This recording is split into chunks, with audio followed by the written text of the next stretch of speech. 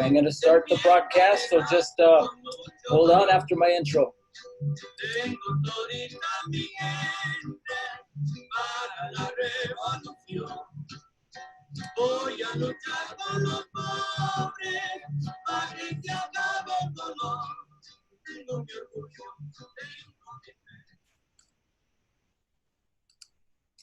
Hola. Buenas tardes. Good afternoon.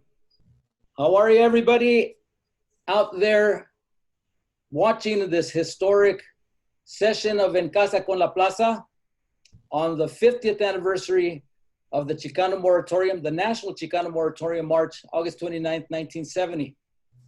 Before we get started, I'd like to thank all of you who are here.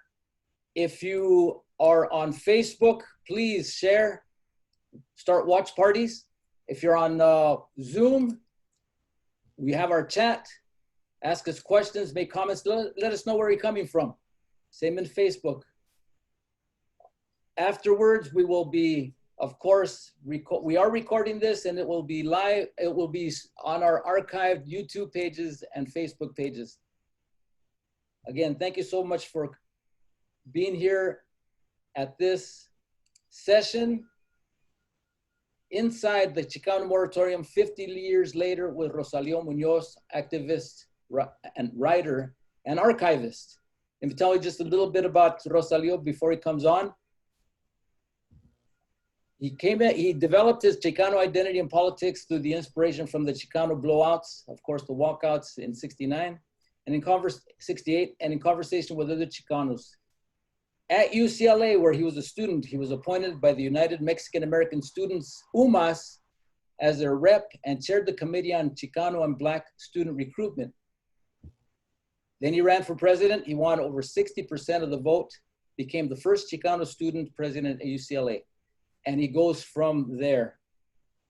What we're going to do is take you through, with this conversation, of where he's archiving all the work that he's been involved with, documenting the Chicano Movimiento from the late 60s into the early 70s. So without further ado, Rosalio, come on board. Yeah, thank you, Abelardo. Thank you for having me on there. We'd worked before over at the Biscolu Center on exhibits about the moratorium. So you're pretty familiar with it and some of the stories that we have. Yeah, actually, I got integrated fully organizationally through after the walkouts and in UMAS. But my older brother, Ricardo, had been in the movement just as it was starting in 66, 67 after he graduated from UCLA. And so I have to give him credit for some of it because he was active in Mexican American Action Committee. That was all kinds of leaders from La Raza came from. Then he reached out to get me involved. And once I got into UMAS, then I got much more integrated into things that were actually happening. Can't hear you. Abelardo, I can't hear you. All right, this is live, everybody. So there's a little, I have screens going on, trying to getting people to come on board, starting watch parties, making sure that the streams are working. But we're here now. And what we're gonna do now is take you into Rosalio's studio where he, no, actually it's could you tell us where you're at? I'm at the basement. Well, where I'm at now is at home. Okay. But in the picture, I'm at the basement of Epiphany Episcopal Church, where La Raza newspaper, Consafos, Chicano student, were done a lot of training for action for young people at the time that got involved in the walkouts and in many, many other things that helped. It became a center of activity and discussion there in Lincoln Heights that was aimed at getting things started on one kind of group, help them move, bring in others. So they did cultural things, they did educational things, they protested and looked at the police department, just so many different activities. Besides having a church that had their youth in folklorico dancing and other cultural activities. They built helped build the movement on a sea of culture was part of the ways they described their work. All right, and recently received a grant for the renovation. Is that correct? Oh yeah, so I'm gonna have to move my stuff out by the end of maybe next week. I have it stored in the UCLA's Chicano Studies Research Library, and also at my brother's place and different other places, uh, so that I can keep writing and working with things online, and then we can start our really a little museum at Epiphany in Lincoln Heights on our movement. All right, that's what we're gonna do. We're gonna share your space. Here it is. It's in the basement, of course, and describe what we're seeing. Yeah, yeah. What we're seeing is some of the things that I hadn't stored yet.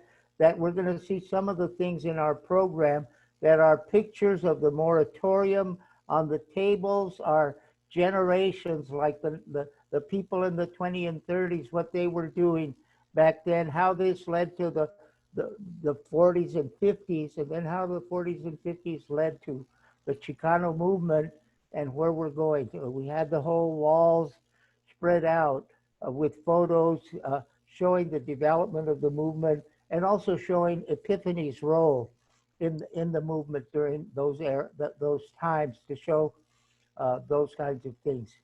All And right. then along, go ahead. No, and what you have there on the right hand side, we see the three-sided poster boards in which you highlight each of the kind of the historical highlights of this movement. And if we could begin, the first one that we're going to show is when you decided to refuse the draft. A lot of your activities was centered around, of course, anti-war, but most specifically the fact that during that era, Mexicans and Mexican American young men were being drafted and sent over to Vietnam at disproportionate numbers with our population. Right. And yeah. So tell us about your decision. Well, I had decided at UCLA the years before. There was a lot of activity, but there came out the statistics by Professor Ralph Guzman, who had a research-funded program that he worked with from the Ford Foundation to look at life and, life of Mexican Americans in major cities. And it showed that in the Southwest, we were 20% of the deaths in Vietnam, but only 10% of the population. And so when I heard that at my first UMAS, United Mexican American Students thing, somebody hit up, have you heard this word? And gave the statistics. It hit me because the draft had been on my back for several years. I was getting a deferment for being in college. And my brother and people in UMAS were making me more aware of the poverty, the suffering in the barrios, and the statistics of there's so few of us on campus, so many dropping out of school, the high rates in the prisons. And so I said, wow, with this death rate facing me, I've got to be involved in the Chicano movement here on the campus with other things I was doing, but also in the community. And the place to do that was with the United Mexican American Students, who were very involved at that time, helping organize and support the walkouts in East LA in 1968. So, so there was where I formed my idea. I'm going to refuse induction. I'm going to oppose the draft. And I had a friend that went to prison, a Jewish historian guy. I love history too. And he went to jail. And I said, hey, that's very brave. So I got to do something like that. Those are experiences at UCLA. So after I graduated, I was thinking of going into the court if they drafted me. I got drafted to go show up September 16th, 1969. That's Mexican Independence Day. And it was like Amanda, it was like a message from the Virgen de Guadalupe or wherever, that I had to respond to this coincidence of the date, but the need to stand up and fight the war in Vietnam and the injustice of our death rate and the injustice to the people of Vietnam. Okay. And here, tell us about this photo right here, Rosalio. Well, that's me. We're in front making a picket line. There were about 100, 150 people making the picket line from UMAS. I can pick out a person right behind me, Al Juarez. He just said hello, but he had served earlier in the South Pacific near Vietnam during that period. And others, there were leaders from different campuses. There's a peace leader, and on the right side, talking, you can see his mustache, Ramses Noriega, who was really my campaign manager at UCLA and was a great artist, but also a good strategist and tactician in social movements, from working with the farm workers and working with MAPA and other groups. All right. So that's what we're seeing, and it's in front of the Selective Service Center and the U.S. Armed Forces Center, where they gave everybody physicals. Okay. And so we're picketing them. Okay, before we continue, we have to quickly acknowledge all the photography that you'll be seeing today. Photography, artwork, flyer work, and so on, by some of our greatest photographers from that era: George Rodriguez, Oscar Castillo, Raul Ruiz, the photographers from La Raza newspaper, and so on. And a lot of it is archived at UCLA and in different collections. So we just wanted to give a shout out to them. So that was. Go ahead. No, go ahead. Yeah, well, that was George Rodriguez. He took a lot of pictures, especially at the beginning parts of my working. This is inside the draft board. I'm signaling to my friends from the picket line outside, victory. And I was feeling very happy that day. I'd had the draft on my back like millions and millions of youth throughout the country, and I was getting it off my back in a political way that served our country, that served the Mexican American Chicano community, and was going to help end an unjust war across the seas. And so that's another George Rodriguez picture inside the draft board. I'm waiting my chance to tell him, Charlie, no, I won't go. Heck no, I won't go. Now this, we have a clipping of you refusing again. So there was a second refusal, or how was that? No, well, George took a few pictures okay. that represented. One was outside the picket line, the others inside, other people getting drafted, and then my attitude that this is resistance and this is happy resistance doing a just thing. Okay. All right. Thank you.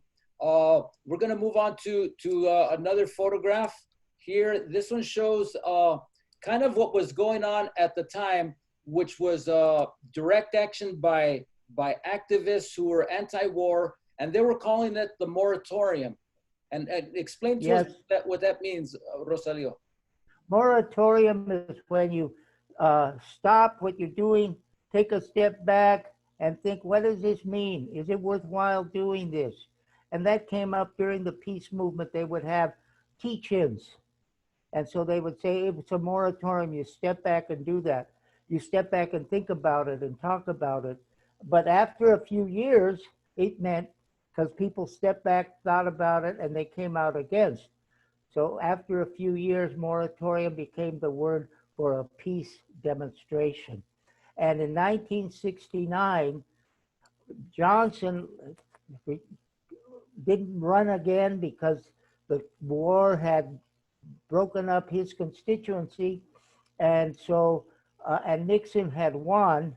And so people that were in the peace movement said, so what do we do now with a Republican who's been very difficult on the war issue? And they said, well, we're going to organize in October of 1969 on the 15th at peace demonstrations all over the country, 200 maybe, in every state, in just about every congressional district, because it was political. So tens of thousands participated all over the country. And in Albuquerque, for example, there were 4,000 in that smaller town, and it was led by the United Mexican American Students, pointing out you have poor Mexicans, they're trying to get to fight in a rich man's war. So we were participating in those kind of events. Then they had one in a month later that was 250,000 in San Francisco, 500,000 in Washington, D.C. I think Bert Corona, one of our leaders, spoke in D.C. I spoke with Corky Gonzalez and the leader, Abe Tapia of MAPA, at the one in San Francisco. Dolores Huerta was one of the MCs. But when we got cheers, but when we went to look at TV that night, they had a Black Panther cussing everybody out of the audience. You had a white-haired senator, liberal from Morris. And then we had an Indian chief with the war bonnet talking peace, but there were no Chicanos. There was a famous song by one of our dear singers, there ain't no Chicanos on TV. And we said that way, every other group is seeing they're part of this big peace movement that's taking over the country, but not us. So we have to have our own Chicano moratoriums, and we have to have them in our barrios, talking to our people, going back and forth. Oh, we should be loyal, we should be this. No, we're dying too much. We proved ourselves that war is no good. They come back dead. They come back with napalm. They come back with PTSD, all these things. No, we have to help end the war, and we have to stop this death rate that's part of the discrimination against us. Okay, so this first Chicano moratorium, who organized it? Well, the Brown Berets put out the call, and people came and responded at the to begin making it happen. It was done like 3.5 weeks before the date, and so we had to rush to get that off the ground. I had been traveling all around the country, speaking at conferences and different meetings all throughout, and so we brought support from Cesar Chavez to the march, from Corky Gonzalez, myself and Ramses had relationships and others, and they were backing up, let's do more against the war. So that's what happened there. I don't know if we can see some of the pictures. Here's the poster. This is the poster of the next one in February 28th. And that was done by Ramses, one of our core organizers. Actually, when we did the first one, going down Michigan Avenue, a residential street in the heart of East LA, we had a casket with actors from the Teatro group in Long Beach State and a big portrait of a dead Chicano soldier. There it is, there's that one that Ramses did. The message right in the heart of the barrio residential area, we're dying in Vietnam. What are we going to do about it? So that was taking our message. And over here, the big burly guy on the right, he's Ramses. He's got the spirit, but he also is using art to educate and motivate the community. And we filled up that street. I was disappointed. I thought, oh, it'll be much bigger. But when you have a smaller venue, a small crowd looks like it's big. And that's what happened there. We were a small crowd in a residential area, but we took up the street, and the spirit of the people went up, up, up. We can have a anti-war march and demonstration in the heart of East LA, and the people will accept it, and we'll be making the points that we need to make to build a movement. All right. I have a photograph here which shows at that first Chicano moratorium, the women, the female Brown Berets in some separate contingent marching. So women, of course, were very strong, active in the leadership of the moratoriums. why did they separate themselves? Well, they were being so-called disciplined. And we'll see in the next moratorium how they responded to that. The young woman with the long braids here, if you can look closely, you can see she has a peace symbol. So she got sentiment from the peace movement. It's just right down here, if you could see. But, oh no, here it is, right on her arm, right by her right elbow. You can see the peace symbol. And they have Chicano buttons and they have peace movement buttons. And they were solid against the war. Right. So then comes another on February 28th. It's a second moratorium, is that correct? Right. And we went from about 1,500 to 2,000 at the first to 5,000. And during that march, it rained over 2 inches on it. And again, the symbol of the dead soldiers, the symbol of the casket. And Ramses had another poster that we had looked back. I don't know if we can see it again, but there was a popular movie called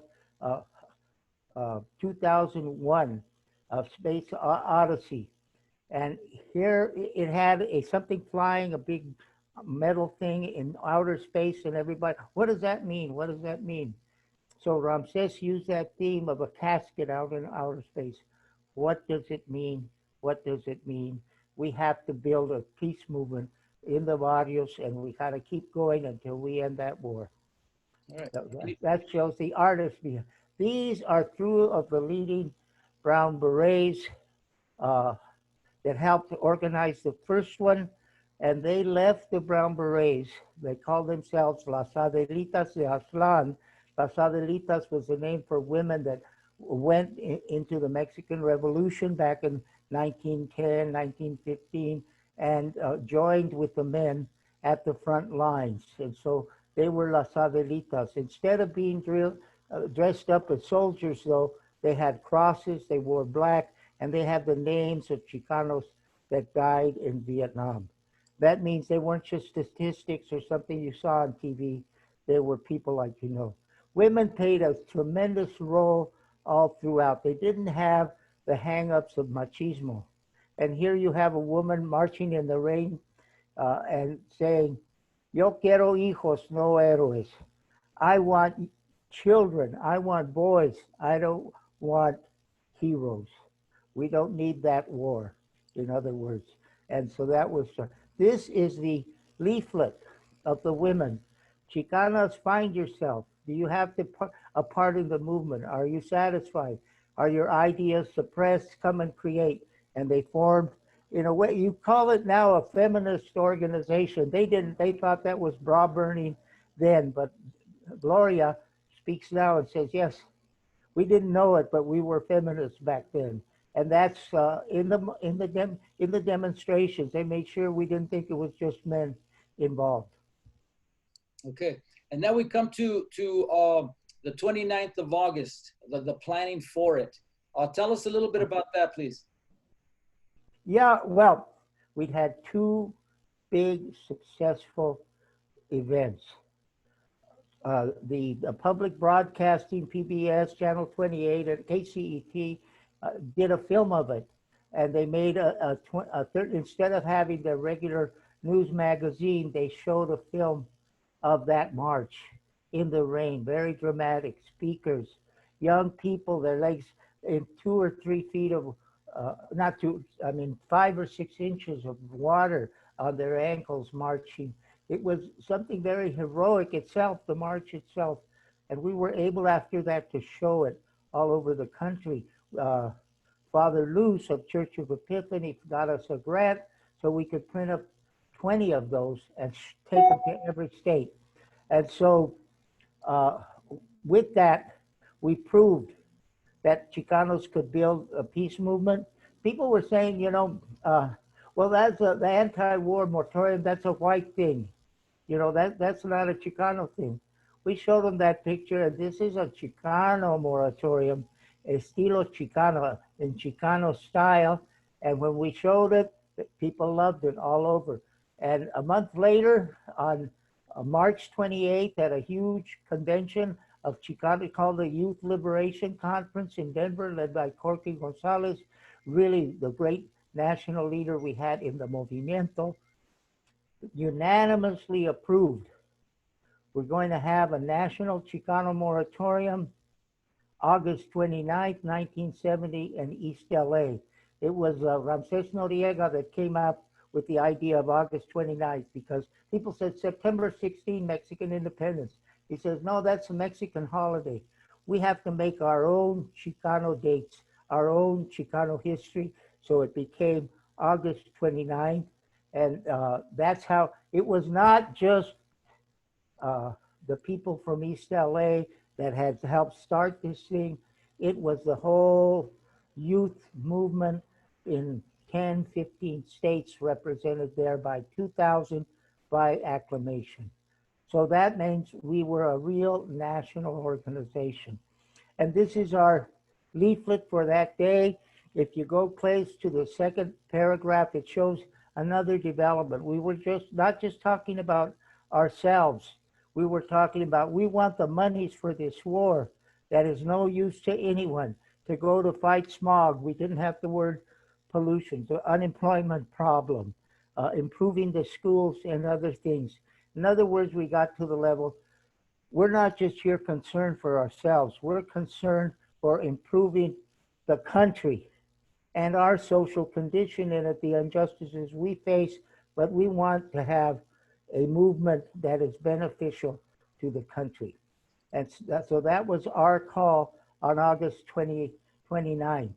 And it was quite successful with an estimated 20,000 participants coming in from, like you say, all over, not just East LA, but all over Southern California and even from other parts of California. Yeah, I love this picture because one, in the left side, you have a guy that's an activist. His father was a major Teamster leader, helped us get the buses going from that took people to the demonstration. And there's an African American. And this was a black and Chicano youth were the cannon fodder. And we'd marching so we wouldn't have to have any cannon fodder in that time. And so, and they marched, these young guys marched 3.5 miles through a 90-degree heat to do that. And actually today I was at a caravan and this young man was there who Conrado Terrazas. Conrado Terrazas, yeah, that he was there with his sister as well, the family, very progressive and peace-minded people. And that's what the march was, as you described. There was a peace-minded family. It was a peace-minded protest. It was a demonstration which brought in young and old, children, wives, daughters, husbands, people of all ages. Tell us about what you see here, what we see here. Well, this is the complexity of our march, of our culture, of our people. Here you have a mother, she's Chicana, but she's wearing a huipil, the traditional blouse, so to speak, of the people of Oaxaca, Mexico.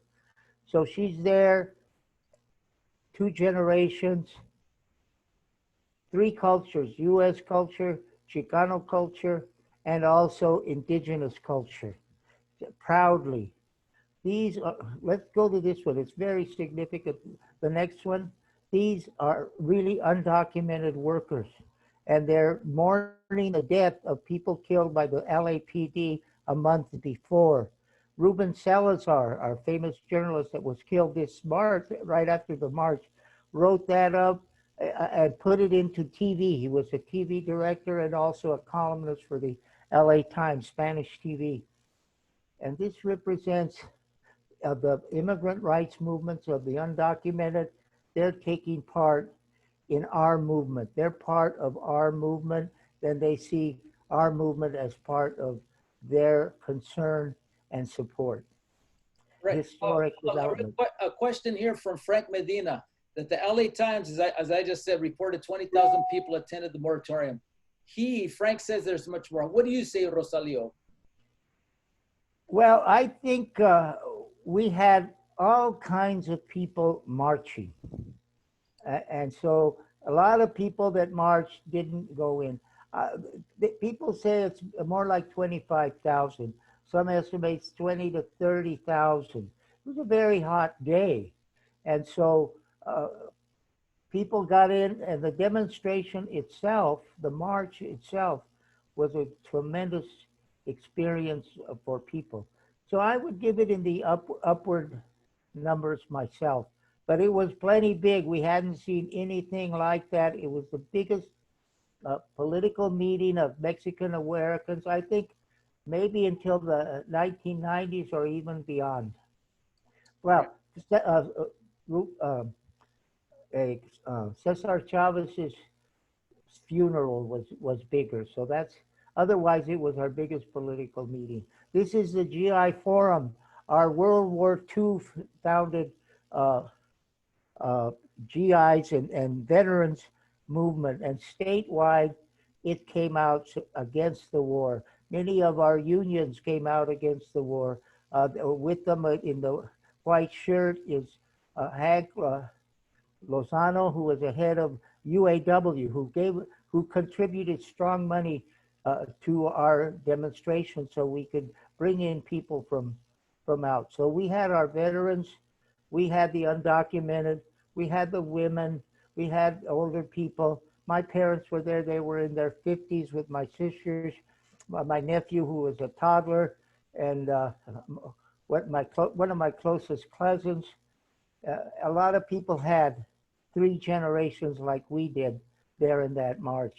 Yeah, and here And we have a married couple who just left their wedding that also marched. And I yeah, know that the young lady there, Sylvia Yescas, or a friend, I mean, the sister of a friend of mine, a friend of my sister's. And yeah. She was down there from near the port with you guys. Yeah, and that's Mickey de la Peña, who is the head of Mecha, the Chicano student group, changed its name at USC uh, that day. So they planned their event to happen at St. Alphonsus Church. Here's Father uh, Romero, who was one of the few Catholic priests. We had a lot more Protestants. He was in Orange County as almost a freshman priest. He told me, Rosalio, all week long I'm canceling white kids in Orange County, how to get out, how to get their deferments. And Saturday, then I'm burying Chicanos coming back dead from Vietnam. I got to be marching with them. Years later, he was the pastor of St. Alphonsus and remained in the movement. He got other Chicano priests, Latino priests, and padres to stand up after we were attacked and defend us in the march. okay. And then, of course, the intent was the march, but then the rally at the park itself, where a stage was set up, where people could gather around to listen to speeches, to music, watch folklorico dancing, basically to get the message of the moratorium and anti-war and pro-community out there. And tell us a little bit about that. Oh, well, it was like a mass picnic and fiesta as well. People got spread. They had their blankets. They had food. People had brought uh, tamales and tacos and other things. And there are pictures that show people relaxing with their children and other things. But then when we started the program, I think there's maybe one of me when I was speaking that I liked a lot. It was far away. You couldn't see me all that well, but you can see how attentive people are in the crowd, how thick we were all together. Probably at the same minute, give or take one or two either way, the sheriffs were calling this an illegal assembly and beginning to march into the program to push people out of it. When we had our monitors get in between them and the people, they began to hit the monitors. And then so the monitors started pushing back, and I said, "Wow, we need that." See how much they pushed us against the wall at that point, and nothing's happened to them. Okay, just look, nothing's happening to them. And here's the monitors. You can see uh, motioning on the left side. Hey, hold back, hold back. Uh, but then it got so crowded, people were terrified. It's like a stampede. So the monitors turned and pushed them out. This was in the park. This wasn't violence, so to speak. This was our defending our women, our children, our senior citizens as they're running. I saw a pregnant woman climbing a 25-foot fence to get away from the police. And those were the things that were happening, that we were seeing in those minutes. And Rosalio, what during that time, after of course being on stage, having the celebration in front of you, and then seeing it corrupted by this show of force, what were your thoughts, and what was your response?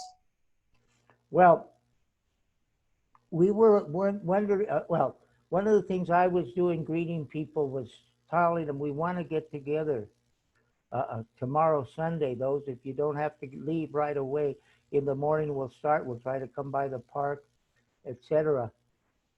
And then Ramses, my friend, who was heading security on the stage, said, Rosalio, you better get out of here. You're our spokesperson.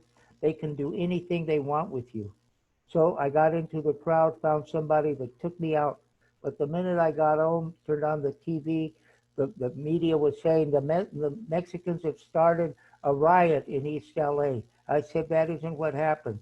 So it's like we got knocked down. I got up. I said, I got to be back at it. And I went back to the office. People were coming in. It was a couple of miles away from the demonstration. And people were coming out, bleeding from the head, limping, uh, choking because of the tear gas. And then one of our main women leaders that you saw in that picture of the three marching, she was ran the office. She was in charge of housing. She had names of hundreds and thousands, well, maybe 3,000 people that were coming from out of town to stay here, and then the names of the people welcoming them. The heart of the movement. So she said, Rosalio, we got to get these names out of here. So I looked out the door, down the street. We just had a campaign, and there was a campaign office there, and one of our famous politicians of our generation, Richard Alatorre, was there. I said, Richard, can you hide these for us? He said, sure. But this was, people still were their head. I went to our emergency office. It was in a office, a union office, where there were plenty of phones. Bert Corona, one of our great leaders, was there. He'd been in the, I don't know how many strikes he was doing, calling the hospitals and clinics and jails and prisons, locating people. He was talking to people calling in, saying, we're from Denver. We just lost 30 people.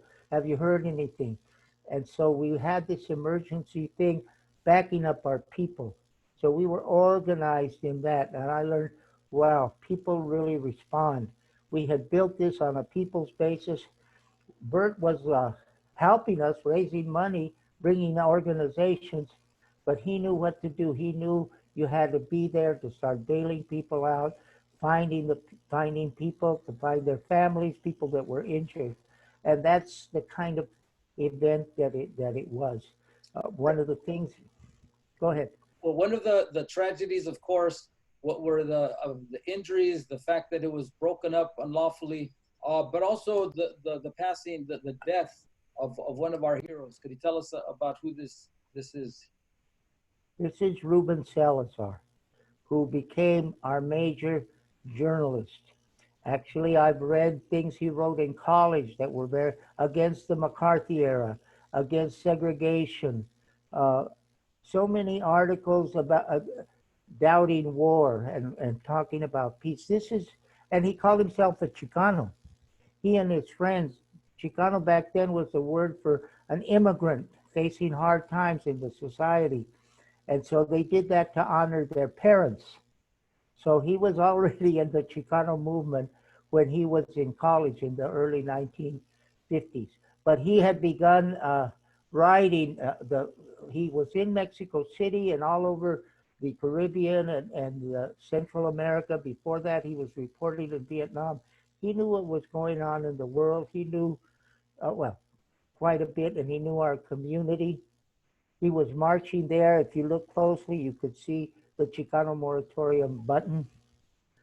He was marching with different leaders, Father Luz, Mrs. Rodriguez of one of the big movement families. He came up to me and gave me a big abrazo as I was marching. He says, congratulations, you did it. Because he had told me when we complained the Times wasn't reporting all the things we wanted them to. He says, you keep doing it, you're going to get coverage. And he gave us coverage and to everything else on a deep level. Yeah. So he was, yeah, we saw, and well, we know now what happened after that, he took refuge along with a lot of people to the Silver Dollar. okay. There on was it on Whittier Boulevard? On Whittier Boulevard. As soon as he got in there, sheriff's cars came in the area. They gathered around in front of where he was in there, and eventually they said there was something wrong, and there wasn't. They fired a tear gas projectile, almost like a little torpedo or rocket, straight into the bar cafe, and it hit him straight in the head and killed him, I think, immediately. And we see that as no accident. No, That we believe. Yeah, a big tragic loss to the Chicano community, to the movement, but also a family tragedy. A relatively young man at the peak of his writing power, peak of his activism, that was brought down, and still there, the inquiries about what happened. A lot of, but if you go to different sources, you could find out more. There's the one story, the documentary by Philip Rodriguez about Reuben Salazar at 5 o'clock this afternoon. I will just give you some information of a virtual get together that will be showing that movie along with a panel that will speak about him. But really part of it, and I'll just show this one, Rosalio, if you could tell us a little about this document. Okay, this is dated, if you look near the top under the word yellow, says September 2nd, 1970, just a few days afterwards. If you look near the bottom, when there's handwriting near the bottom, you'll see just above there that this is from the director of the FBI, J. Edgar Hoover, and it's to the President, Vice President, Secretary of State, Director of the CIA. You go down the Army, the Navy, to the whole government to get more information, to cover the story.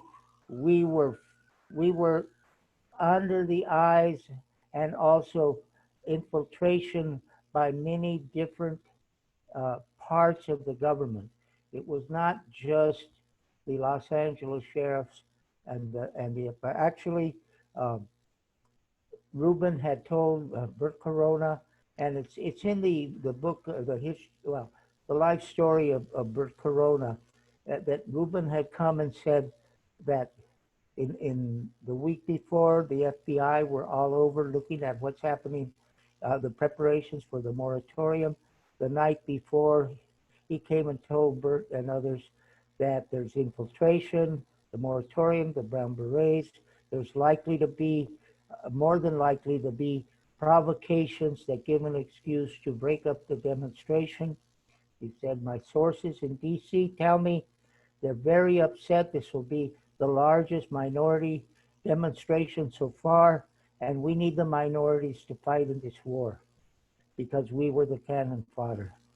And Well, I'll tell you, I see it. If this was the attack on the moratorium was planned back in DC, orchestrated and choreographed from back there, and we need to look at it more.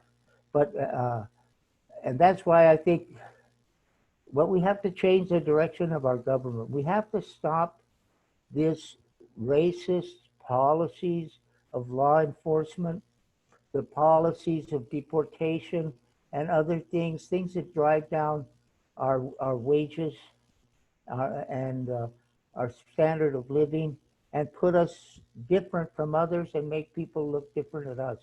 All right. So this is part of that. Yeah.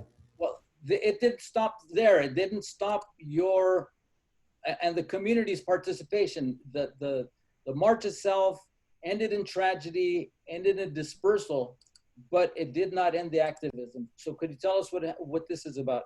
This is 2 days after, about, and it may be, we came back major leaders. You can see Sal Castro from the walkouts from the meeting, Jaime Jarin, Ramses, one of our Silver Star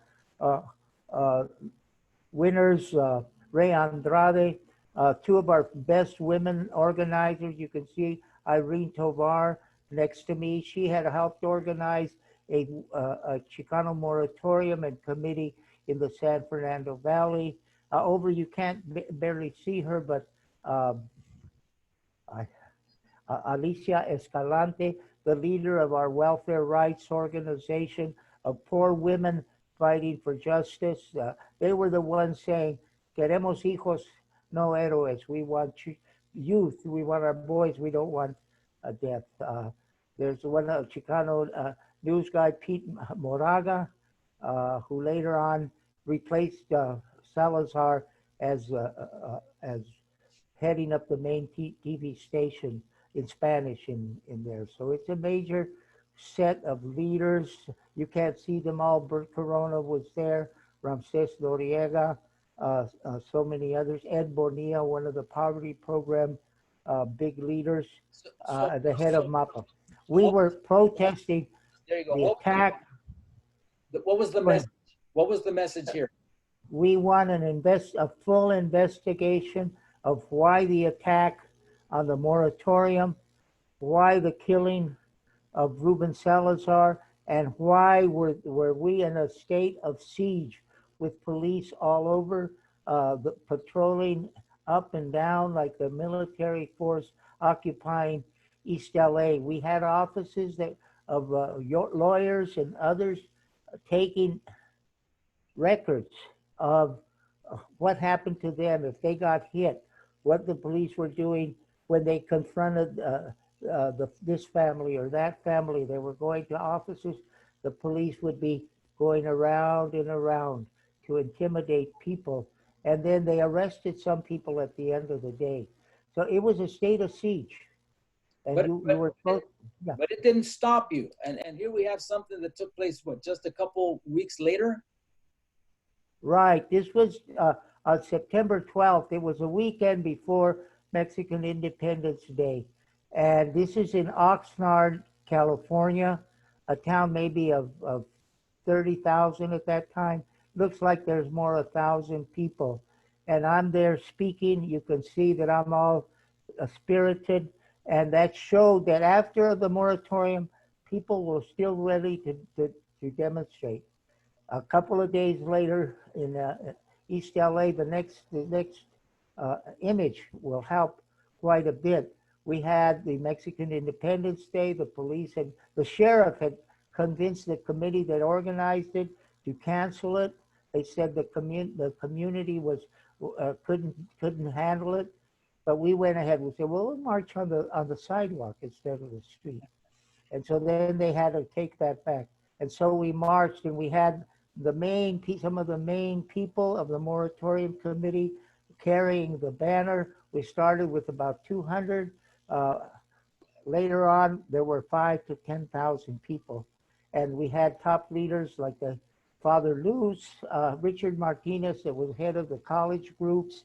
Esteban Torres was the head of the main umbrella group for the whole LA County, later a congressman, and others that were there. One of the activists with the farm workers, Max Avalos, was there too with the bald head. Anyway, it was... that one too ended in some violence, is that correct? Well, yes, that's not part of it. What happened there was that we had planned and had understood we could use the stadium of East LA College, which was about, oh, maybe 3/4 of a mile from the end of the march, the parade. At the last minute, Esteban Torres tells me, Rosalio, they canceled it. He says, wow, can you try to find some PA or something? But we got into the parking lot of the stadium. There were 10 or 15,000, 10,000 people, let's say, standing out there. Some of them kept going. There was no more room, and walked into there's a shopping center, Atlantic Square, and there some confrontation happened. We weren't there. We were in the parking lot, and they blamed it again on Chicanos. But there we had 200,000. That people don't realize that the support of the community was united against what happened, and what happened to Salazar. We wanted something to take place, and so they started breaking it up and challenging our word at that time. All right, and then you continue with more activity, and tell us about this, the Marcha de la Justicia, and your involvement. Yeah, well, it was several months later, at the end of January, and we had been picketing the sheriff station and other places, and then infiltrators who were later shown to be one federal agent, one a major person with the LAPD, and others. The one that was federal came with guns in front of the office. People came to tell us, "You guys aren't militant enough." You know, we were a non-violent group, but we had seen splits in the black community at UCLA when I was there. Two guys, Black Panthers, that had campaigned for me for student president, were shot down in a meeting by another disagreeing group. We didn't want to be in that. We had people there that were armed as well, but we said, no, we don't want any shooting. We can get a place, we can organize, because people trust us, they know us. So we know we can organize without this building we were in. So we went to organize, and we came out with, over a 3-day march, some 10,000 people, about 7,000 at the main demonstration. We marched for 3 days from the four corners of the county, from San Fernando, from Venice, from San Pedro, and from Pomona. And people wound their way, taking 3 days, passing through every little barrio. Now they're all big barrios, but every little barrio, every sheriff station, police station, on the way, ending up in East LA. We may have a couple other pictures of that. This was one of our organizers that led the San Fernando Valley. When they got to East LA, he had arranged, they came up into the church. It was a Sunday, prayers were said, and they went on to the demonstration. So this was a community-based thing. Unfortunately, what happened was we said goodbye to everybody. And all the police were saying, oh, there's going to be violence, there's going to be violence. And what happened, we sent everybody away. 90% of the plus left, went back to their homes. Some stayed, were wondering what's going to happen, went across the freeway. Some threw rocks at the sheriff's station. Others then started going towards Whittier Boulevard, where Salazar had been killed.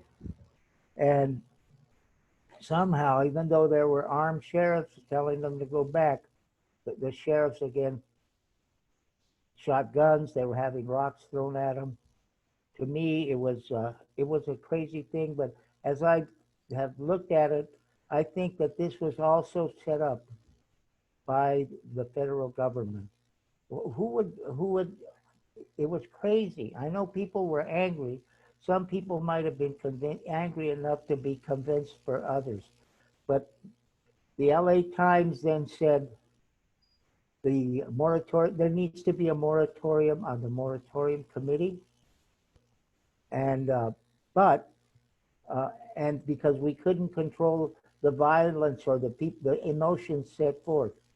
I don't agree. I believe it was COINTELPRO of the FBI. I believe that this was uh, conceived, orchestrated, and choreographed from Washington, D.C. to break up our movement, because that's what happened to the SDS organization, to Black Panthers, to other peace groups, and it's been written about. And we need to get back and oppose that kind of thing. And we have that kind of thing happening now through the White House. And we have to put an end into that and look more deeply at it, because this was the kinds of movements that made them end the war they didn't want to. Well, tell us about the final, at least the one that you have documented there at the church in the basement. Okay, the Marcha de la Reconquista. Well, it was difficult then to get a movement.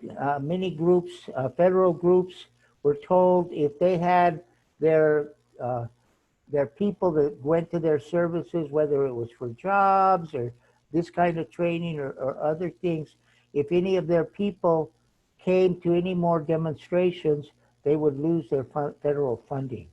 And it was a way that the Nixon administration moved away from the community organizing poverty program style in the poorer neighborhoods uh, to one of so-called small business and the business model.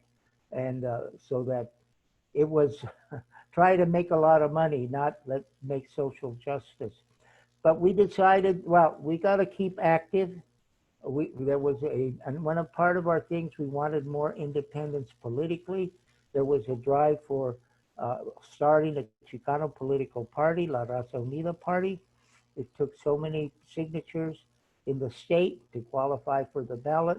So on that march, we went from Calexico, 500 miles up the state, winding our way through a lot of the agricultural areas to Sacramento. And this is when they're arriving, and wonderful people, Ilcano, who ended up being a school counselor in the San Joaquin Valley, but did a lot to get the Catholic Church priests and nuns very active in the early 70s. Ivan de los Santos from Ventura County became a strong union leader.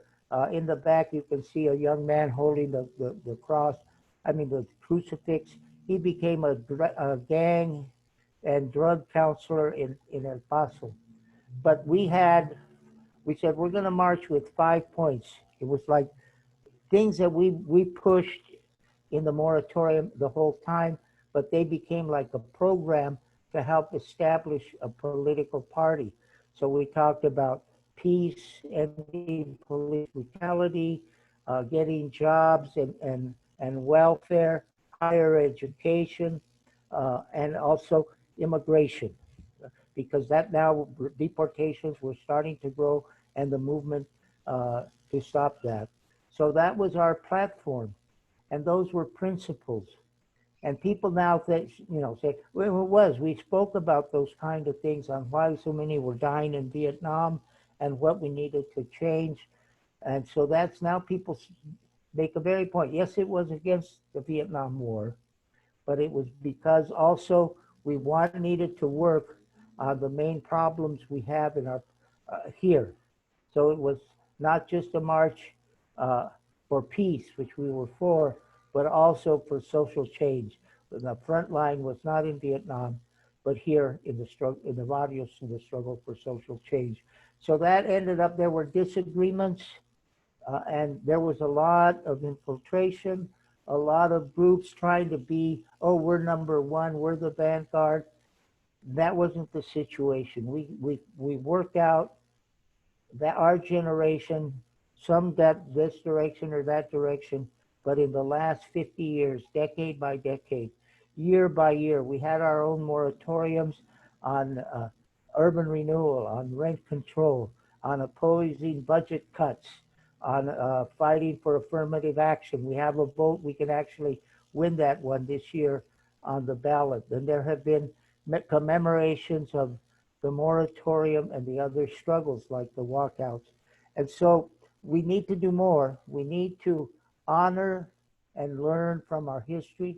We need to face the problems with in the present, and then work with hope and determination for the future. And this year, I think it's still political, and we need to unite with as many people to change the direction of this country. So many of the policies we're facing as a crisis now were growing there in that times of Nixon, followed by Reagan, of course, was our governor at those times. And other conservatives, the Bushes with the wars they had, and crime policies. And now they're all kind of combined in what we have in the White House and the Senate now. So our big thing, our mobilization this year, I think, is to mobilize the vote. We have to bring out as many people. We have a responsibility. We have the possibility, if we get a big vote, that to bring out such a huge turnout that it can change the direction of our country. Not everything all at once, but being able to step by step move forward. And so that's a challenge, and it's a responsibility. We're bringing out as many people. We have a responsibility. We have the possibility, if we get a big vote, that to bring out such a huge turnout that it can change the direction of our country. Not everything all at once, but being able to step by step move forward. And so that's a challenge, and it's a responsibility. We're bring out as many people. Okay, sorry about that. Well, but that was worth repeating, definitely. And Rosalio, we're at the end here, but we really want to thank you, of course, for making your time available during these commemorations, celebrations, remembrances of this momentous time in our history, not just the Chicano history or LA history, basically world history. We have quite a few comments here. I'm just going to go through some here, or questions from Moises Ponce Cepeda. Does the Church of the Epiphany collection contain documents related to anti-displacement activism, similar to the UCLA archival collection? Anti-displacement of what? Of immigrants? Of Maybe of gentrification. You know, besides what. Oh yes. Okay. Well, back in the 70s, they had plans to recycle the inner city. Supposedly they were talking about the housing conditions, but they were really talking about the people. And we discovered many of the documents that were planning that. So in Lincoln Heights, they wanted to get rid of the Albion neighborhood that was right and turn it into factory places. They were going to build the freeway through South Pasadena near Monterey Road. So they were planning to put a big hotel, golf course, where we now have Debs Park, and then put big roads over that area through Montecito area and all the way in through downtown, creating a more wealth generated. There's beautiful views up on those hills. Let me tell you, I go hiking there all the time. But they had their plans, and so we began to oppose that. We got the Our Lady Help of Christian Church right there in the Albion neighborhood. They supported us. Epiphany helped. Father Luz introduced us to those people. I go sit down with Jose Soler, who was the pastor at Our Lady Help of Christians. And I said, Pastor, here's this plan. They want to knock this all into factories, and pointing to where his parishioners say, can we have a meeting in the chapel? He said, sure. And that helped also fight that dispersal. We fought the county plans. Eventually it meant getting support, not through, we invited Bradley running for mayor. We invited Yorty. We had the goods on Yorty. He'd been doing the wrong thing. He didn't come, and Bradley promised the move, and he lived up to it for 20 years because he got more votes from Chicanos than the white conservatives used to do. So that was in his interest, right, to keep us here, and he did for 20 years. And then they started it up again. Now it's a bigger thing. You know, it comes from uh, the depression we had in 2007. The rapid transit has helped it a bit, and other things that. But it's the big banks again manipulating, and they see that we're so important now in the politics. They have to get a handle on it. So it's a big problem. We faced it then. It's tougher now, but we have to again the biggest kind of vote, and you can see in the national politics that having moratoriums on eviction is a big issue. It's a national issue, and we got to start going on it. But then we had to cut things like the military budget so we can build the housing people need, low-cost housing. Yeah. But anyway, that's kind of the lessons what we learned. We had to fight through all these kinds of things. You learn the rules, and then they change the rules, or they have kind of musical chairs with all of our neighborhoods, and one losing out right after the other. Right. Well, So we have that's a couple more questions here. let's go. Was Cesar Chavez one of the speakers of at the National Moratorium? No, he wasn't. He wasn't well enough to go, but he had all kinds of people there and was supportive of us all the time. He wrote us a letter but he knew that we were going to be taking on the police issue, and he said, and when he said he couldn't come, he said, Rosalio, we have to get together and talk about organizing. Because that when he started in CSO in 1951 or 2, they were working on, the reason he joined CSO was because they were able to get police indicted for brutality back in 51 from the let's see, Christmas Eve massacre that was protested, a big victory way back then.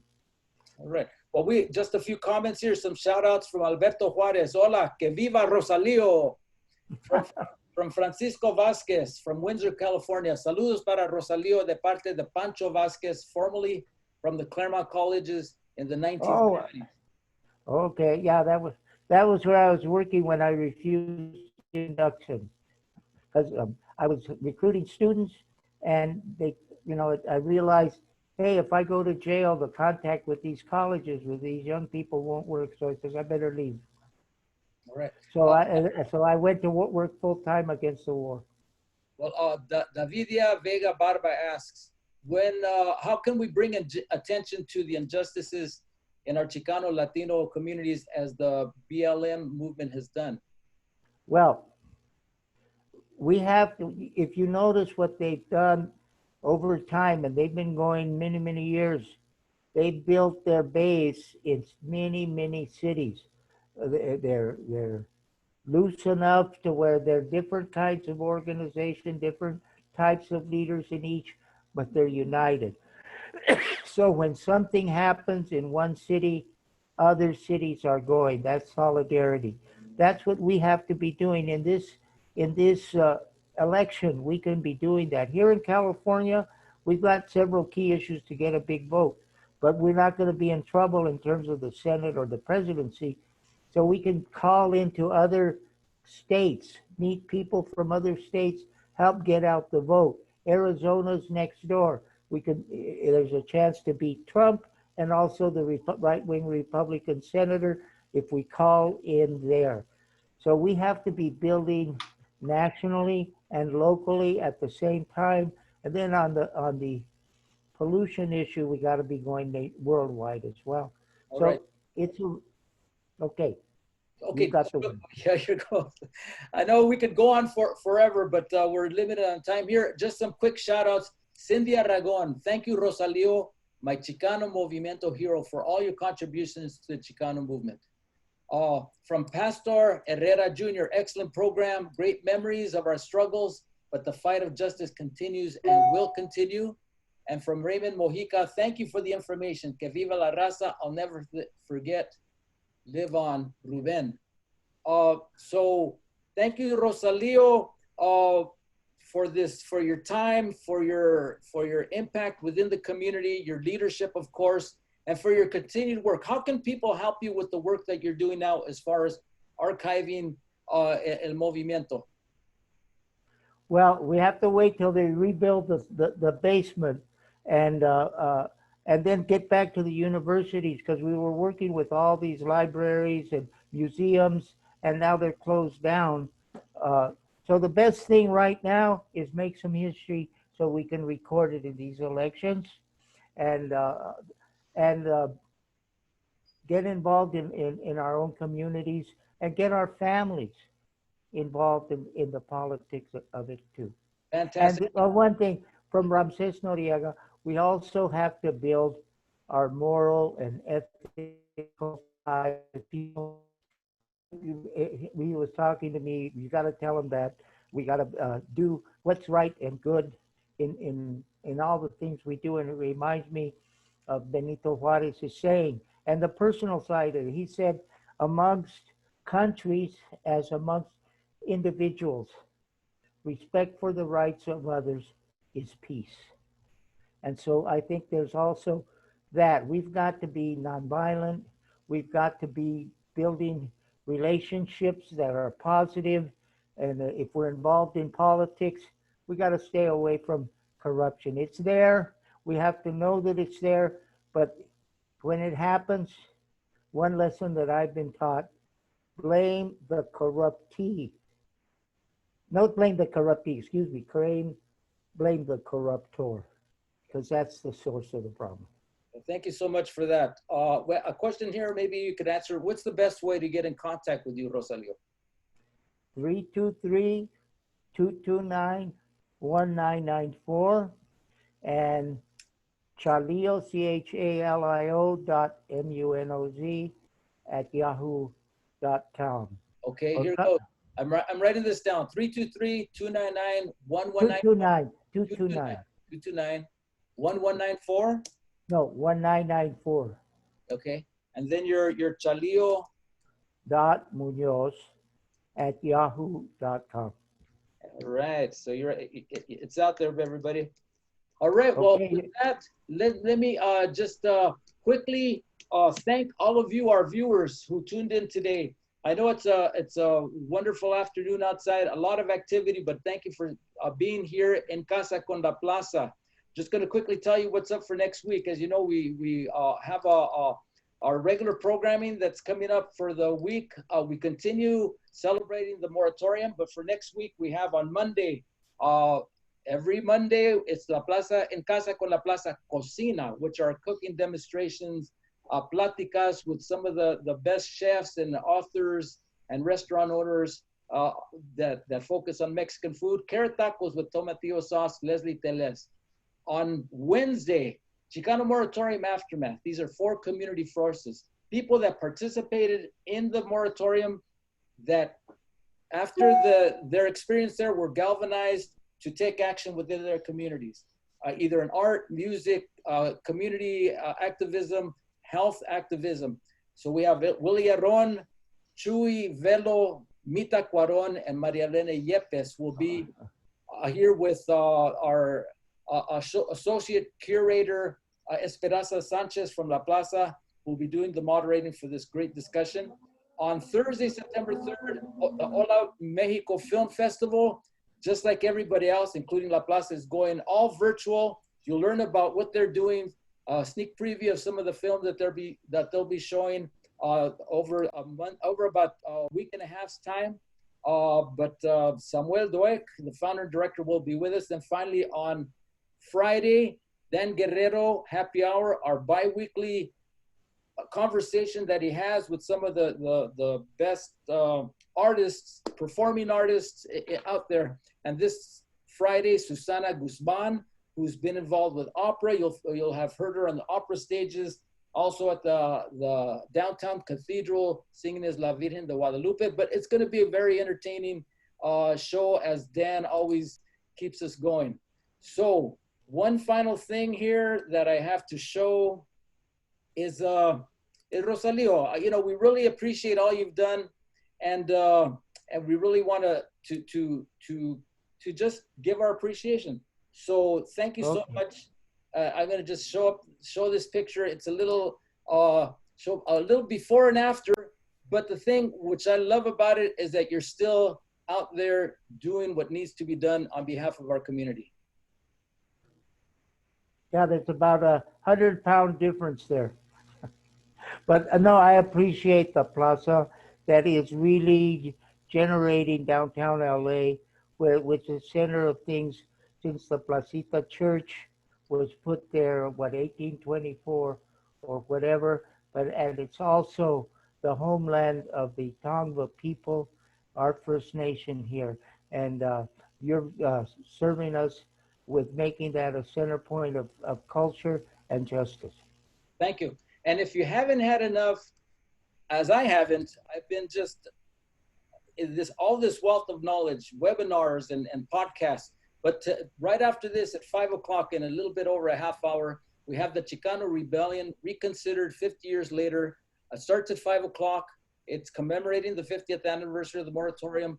Register, you see down below, bit.ly/Chicano Salazar 50. They'll be showing Man in the Middle, the documentary by Philip Rodriguez on Reuben Salazar, along with some inspirational speakers. So don't miss that. Don't miss La Plaza, En Casa con La Plaza, all week long. If you didn't catch this, the entire recording, you could go to our Facebook page at La Plaza LA. Our YouTube, we'll be posting it on YouTube at La Plaza LA. And then it's also on our website at lapca.org. You could catch all our upcoming En Casa con La Plaza sessions there as well. Click, let us know what's going on. Tell us what you'd like to see, and we'll see you soon. Adios, Rosalio. Adios. All right, bye-bye. Adios todos.